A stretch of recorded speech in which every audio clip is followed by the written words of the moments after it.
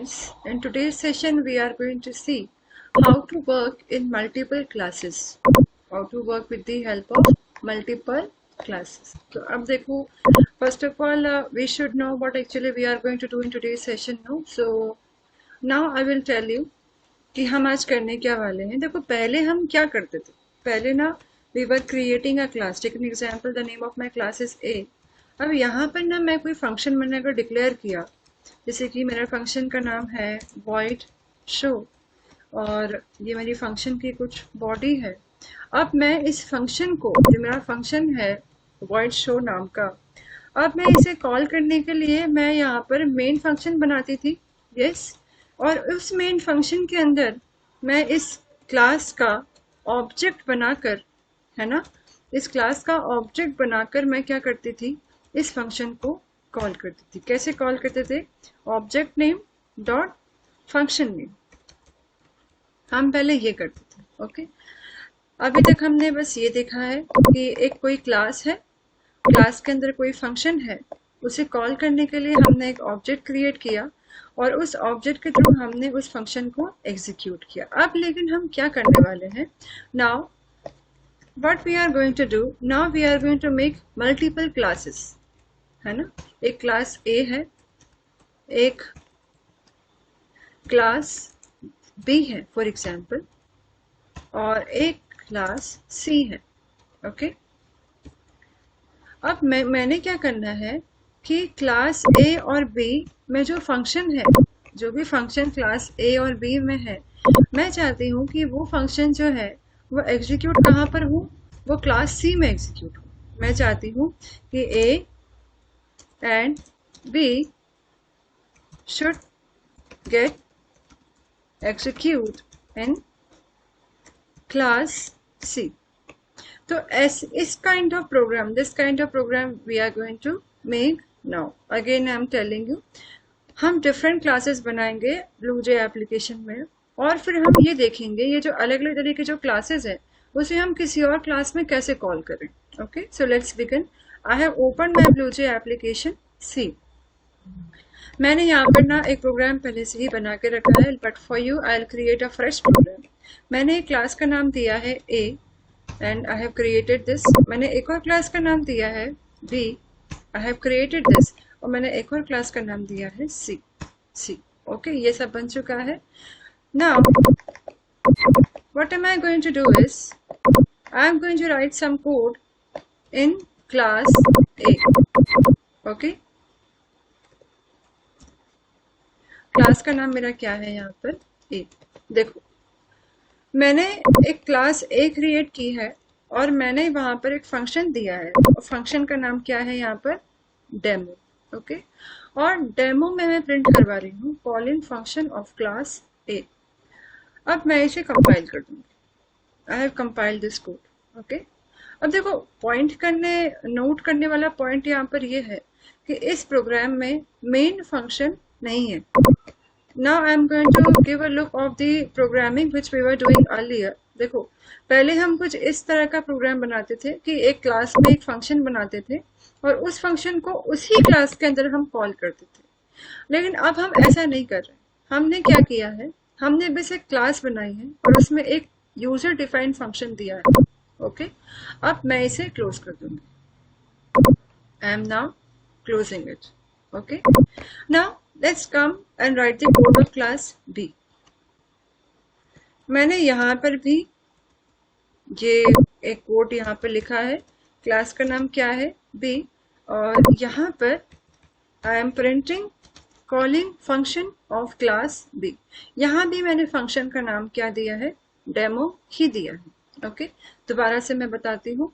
एक हमने क्लास बनाई है A जिसमें फंक्शन का नाम क्या है? डेमो, और यहाँ पे हम प्रिंट करवा रहे हैं calling function of class A.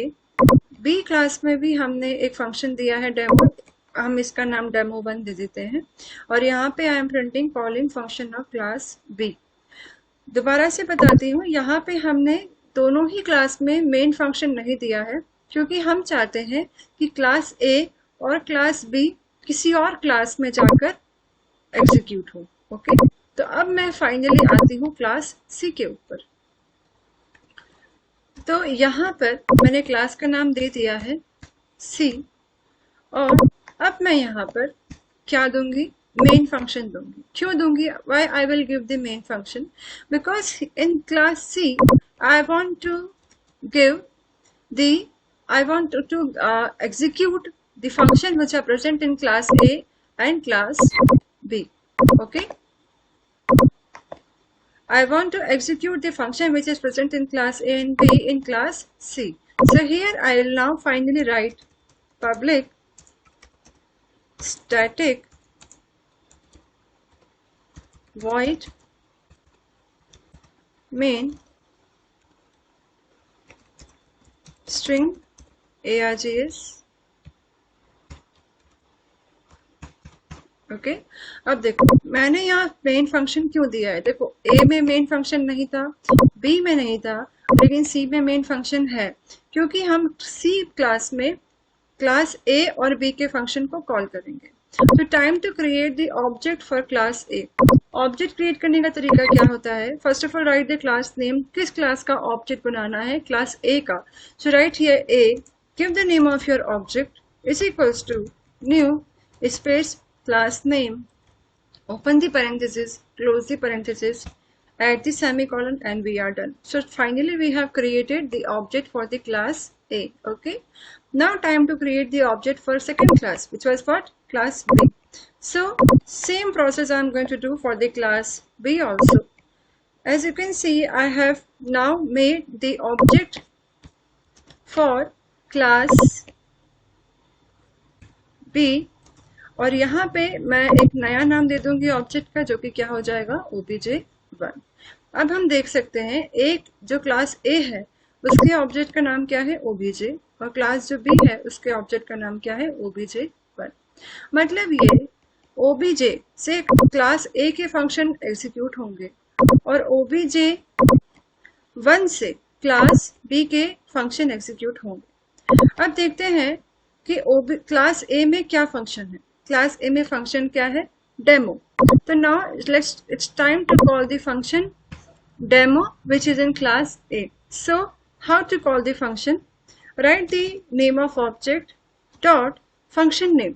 Function का नाम क्या था, डेमो, एंटर। हमने क्या किया है, जो क्लास ए में फंक्शन था डेमो, उसको उसके ऑब्जेक्ट के थ्रू कॉल यहाँ पर कर दिया है। अब हम क्लास बी का जो ऑब्जेक्ट है जो कि obj1 है, उसके थ्रू क्लास बी में क्या फंक्शन प्रेजेंट है, डेमो1 प्रेजेंट है, तो इसे हम कॉल करेंगे। तो यहाँ पे same process, object class B के ऑब्जेक्ट का नाम क्या है, obj1। तो यहाँ पे what I we writing, obj1 dot function का नाम क्या था, डेमो1, open the parenthesis, close it, and then semicolon.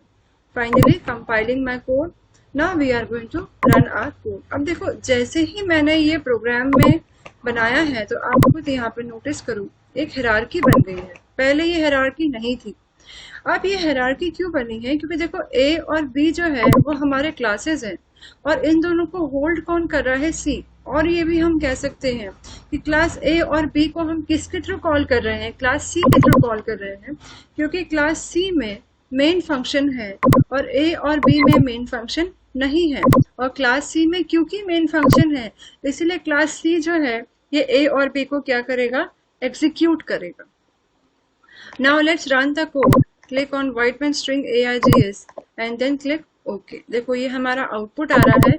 Now let's compare the code with our output. देखो ये आउटपुट ऐसा क्यों आ रहा है, calling the function of class A. सबसे पहले क्या होगा, कंपाइलर हमारे क्लास सी में आएगा, देखा उसने मेन फंक्शन है, मेन फंक्शन में उसने देखा कि एक क्लास है ए, उसका ऑब्जेक्ट क्या नाम क्या है, obj, और क्लास ए के ऑब्जेक्ट से वो डेमो फंक्शन को कॉल कर रहा है। तो now compiler will move to the class A, और उस डेमो में उसने देखा कि यहाँ पे प्रिंट हमें क्या करवाना है, calling function of class A. So see ये आउटपुट यहाँ पर आ रहा है, देखिए ये आउटपुट यहाँ पर आ गया। And same thing is having with the class B. I hope this session is clear to you. So now I am ending up. Thank you.